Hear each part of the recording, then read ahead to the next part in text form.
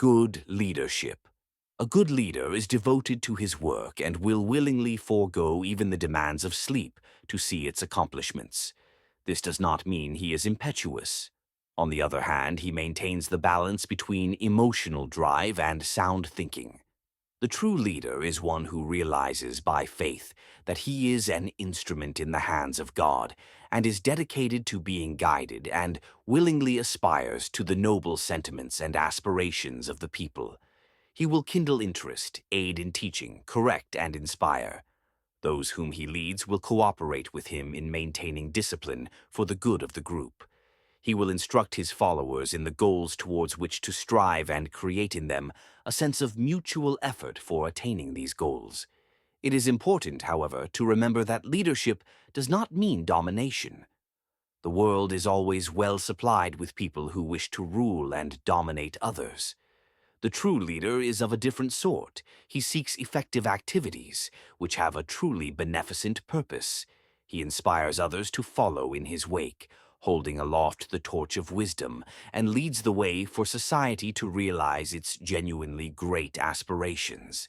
In every significant event in history, you will find a courageous and determined leader, with an inspiring goal or objective, and the adversary who sought to foil his efforts. A leader is marked out by his individual craftsmanship, his sensibility and insight, his initiative and energy.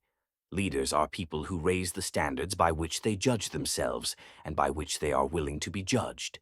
But the leadership and initiative must always come from you. Do not expect others to do more than you can do for yourself. Every laborer is a father. His labor is his child. Choose your project carefully and achieve it worthily. We would like again to emphasize the value of time and urge you to dedicate yourselves to challenging work and to utilize your time profitably. Utilize your time. There is no energy in the world, including that of the atom, that cannot be controlled. Knowledgeably, there is no scientist on Earth who can control, even for a second, the flow of time. For this reason, never idle away your time, however briefly. The long history of Ethiopia as an independent state has been one replete with annals of struggles, hardship, self-denials, and the long history of Ethiopia as an independent state has been one replete with annals of struggles, hardship, self-denials, and the indifference to her independence, territorial integrity, and progress. Almighty God has called us to lead our homeland through these worldwide trials of special severity in our millennia of history. Yet our beloved people never hesitated to follow our leadership and thus to ensure the preservation, strengthening, and development of the broad and vital national traditions and institutions which define and characterize the Ethiopia of today.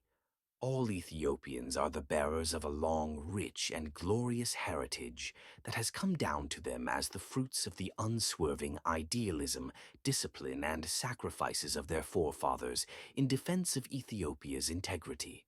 This rich heritage of achievements and our centuries-old independence stand to Ethiopia as a great support and encouragement, but far more as an urgent challenge in these hours of swift change and evolution, which no Ethiopian man, woman, or child can afford to ignore. We have repeatedly stated, education is the motivating force of our national life and the major safeguard of our future. A love of high quality, we must remember, is essential in a leader. Dependability is another requirement of a leader.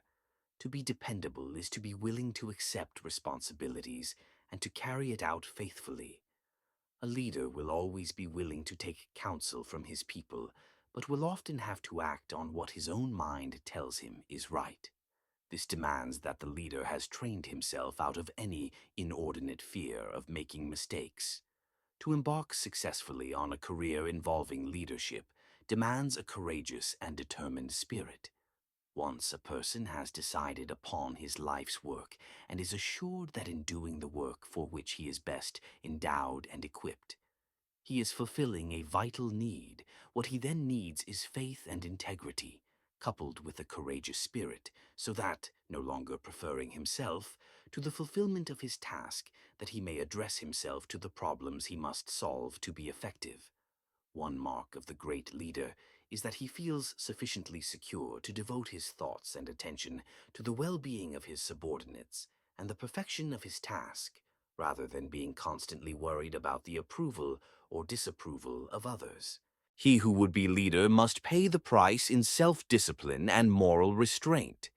This entails the correction and improvement of personal character, the checking of passions and desires, and an exemplary moral character. Also, an exemplary control of one's bodily needs and drives. Leaders have to submit themselves to a strict self-discipline and develop a more exemplarily moral character than is expected of others. To be the first in place, one must be first in merit as well. It should not surprise us, then, to find that the greater number of acknowledged leaders have been people who trained themselves in the art of discipline and obedience.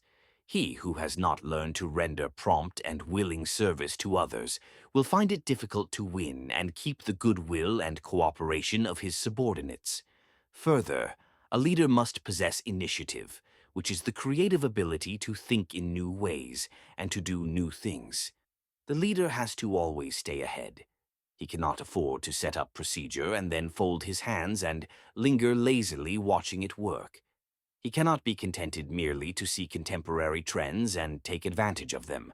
He must keep his imagination vividly alive to originate ideas and start trends.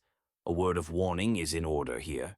To help one's subordinates or dependents at the cost of harm to the public is tantamount to sacrilege and blasphemy.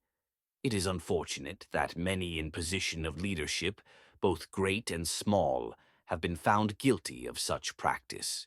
Also, the spiritual training of youth must be enhanced. Later in the same year, we laid pressure on the twofold duty of the educators. He who would be leader must pay the price in self-discipline and moral restraint.